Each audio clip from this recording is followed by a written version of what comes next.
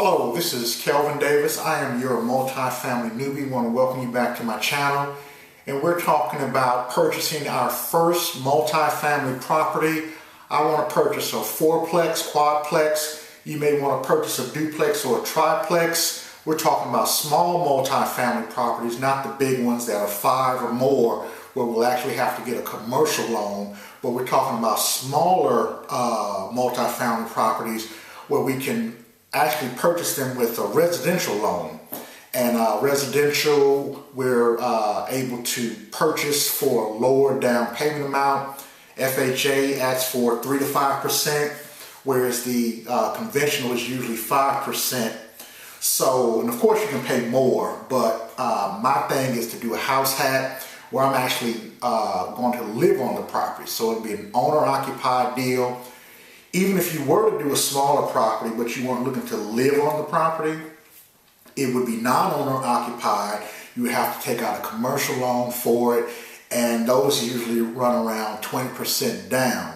So that's another reason why I'm looking to do these smaller properties. One, they qualify as residential, so you can take out a residential loan. And I'm also looking to do what's called a house hack, where I'm living on the property so I can actually take advantage of the lower down payment. So two benefits there. But what I wanted to talk about today was, what do you want to look for? We're going to start going out, visiting properties. We've gotten to that point now. We're still working with the math as far as net operating incomes, what pure cash flow is, cash on cash return, things of that nature. The type of terminology that you want to use when you're talking to real estate agents and brokers, to let them know that you've done your homework, that you understand what these terms mean and what's important to an investor like you, so that they'll take you seriously and they'll, send information your way that you can actually benefit from. So we're talking today about what do we want to look for when we go out and visit properties. One thing, and I've come up with a list of 10 things, 2, 4, 6, 8, 10 things that you want to consider when you go out and do your walk-arounds at the properties that you're interested in. One thing, the first thing, is the neighborhood itself. I'm interested in living on the property, so my deal is I don't want to live in a D-class area, where there's a lot of unemployment, a lot of crime, just a lot of, dilapidated buildings, distressed properties, this in nature. People aren't taking care of the properties, people are parking on the grass, a bunch of cars on cinder blocks, this type of thing. I'm not interested in living in the ghetto. So what I'm going to do is target B-class areas, where you have some working class folks there, some professionals. You have people who are actually interested in the properties. They're taking care of the properties. They cut the grass like they're supposed to. A high employment rate, very little unemployment. You may have some retirees, that's as far as the unemployment rate goes. And you also have people who are, well, I already said, interested in keeping up their property. So that's the type of area that I want.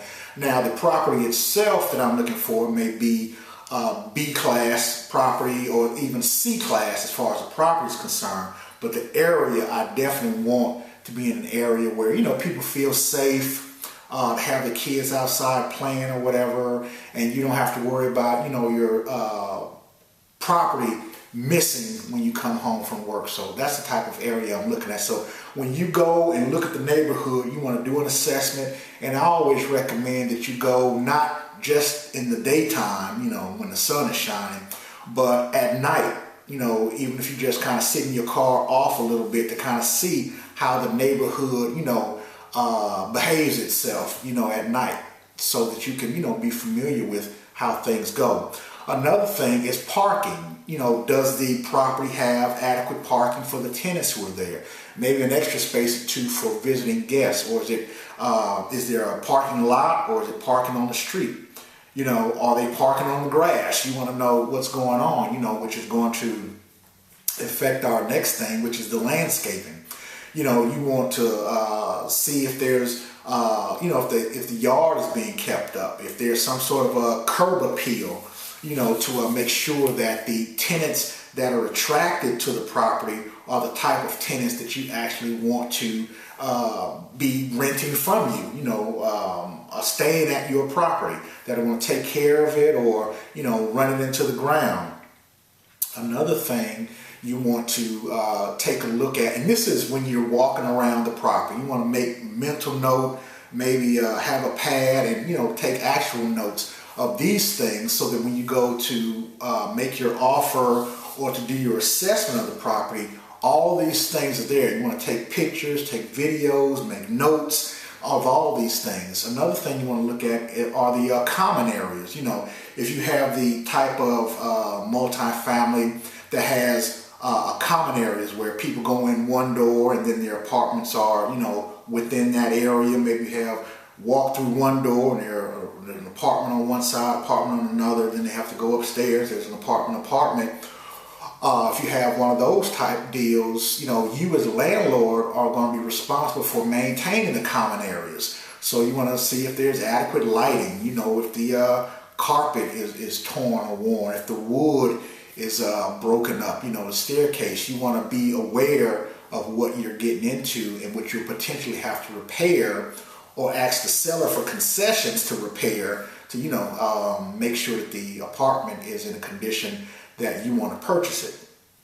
Another thing you want to consider, you know, when you go in to do an actual walkthrough of the actual units themselves, you want to look at the quality of the tenants, you know, and how they're living.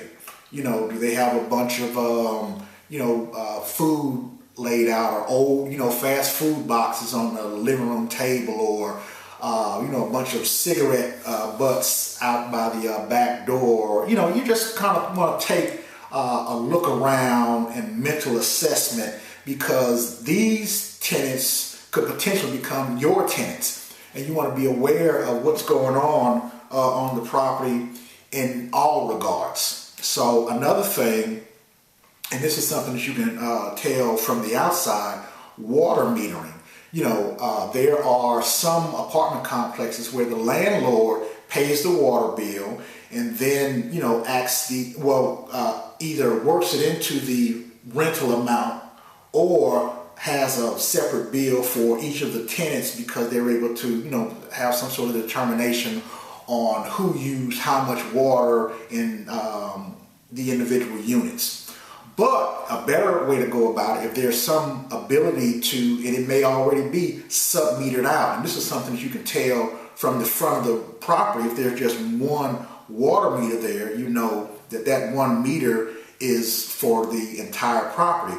But if there are 4 meters out front, I know that they've already sub-metered the thing, and I'm going to make sure that the tenants are paying their own water bill, not me as the landlord. So, you know, putting extra work on me. You can tell that from the outside as far as the metering is concerned. Same thing with the electricity. The electricity, the boxes are usually at the back of the building or on the side of the building. You know, you can tell they're metal boxes. They have the glass dome that the power company used to read the meters. And you can see, and most often the electricity is definitely going to be, you know, sub-metered out. Unless you're looking to buy one of these, what they call monster houses, where it used to be one house, but they cut it up into, you know, different apartments, different units. And now, you know, what was one house back when it was initially built, now it's sectioned off to, you know, separate apartments. And that may be a situation where it's just 1 meter and you'll have to deal with it in that regard. But that's not the type of property that I'm looking for. So if you're looking to do that, get one of these converted houses and use it, then you definitely want to be aware of the electricity responsibility. Also, the heat. You want to be aware of how the unit is being heated. If it's a furnace, if it's gas, if it's electricity, all of these things you want to take into consideration, because it may be a situation where the units need to be serviced. The units need to be replaced. Maybe they're wall units or some other type of heating units. You want to be aware of what you're getting yourself into. You know, if they have, and we're talking about air conditioning now, you know, they may just have window units that, and not a heat pump, you know, central heating and air. So you want to be aware of all these things. And a walk around the property, you'll be able to see whether the heat pump is out there in the back or if they have window units in each unit. So you'll be able to tell these things, but these are things that you want to be looking for and making note of when you do your walk around. The last couple of things that you want to consider are the water heaters. You know, how are the water heaters set up? There should be, and there usually are, water heaters in each one of the units. They should be set in a small metal pan, so if there's some leaking, it won't get onto the floor and, you know, mess up the floor or the wood. You want to look at these things. You want to check to see how long or how old the water heater is. When was it last replaced? They usually last about 10 years or so. So you want to know, you know, how soon will you, as the new owner, be having to replace those. So last thing, is there a lot? What's the laundry situation? You know, is it are there laundry hookups in the units, or are there actual machines in the units? And who owns those machines? Are those the tenants' machines, or are they the owner's machines? Are you buying those machines? Are they going to be needing to be serviced by you? Or, like I say, are they the tenants' machines? Or if there aren't any machines in the units, maybe there's some space where they have a laundry room where they have coin-operated laundries. Are those the owners that you'll be purchasing as well? Or is there some company that he's contracted with that provides the machines and the maintenance, and you just, as the owner, get a split of the monies that are coming in? So these are the type of things that you want to take into consideration when you're doing a walk around, a view of the property itself, beginning with the neighborhood all the way down to the laundry situation. So I want to encourage you. I appreciate you coming on this journey with me. Again, my name is Kelvin Davis. I am the multifamily newbie, and we're going to do this together. We're going to purchase our first, and this may be your 15th multifamily property, but if you're new like me, I appreciate you, I encourage you, and listen, let's keep going, and I'm looking forward to seeing you at the top.